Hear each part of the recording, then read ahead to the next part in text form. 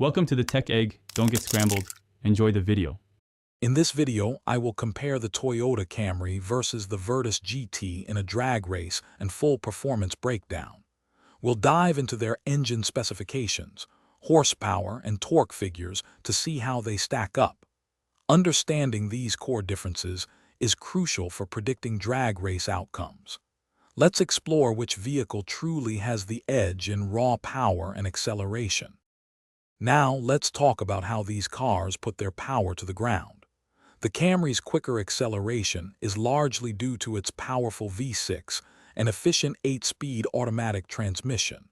The Virtus GT, while sporty, has a smaller engine and a different transmission setup, impacting its sprint times. We'll examine how these drivetrain differences affect their performance on the strip. Beyond straight-line speed, handling and ride quality are vital. The Camry prioritizes comfort and a composed ride, making it excellent for daily driving. The Virtus GT, however, is tuned for a more engaging, sporty feel with a stiffer suspension.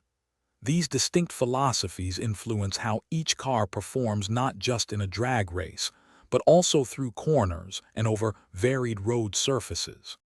Finally, let's consider practicality and overall value.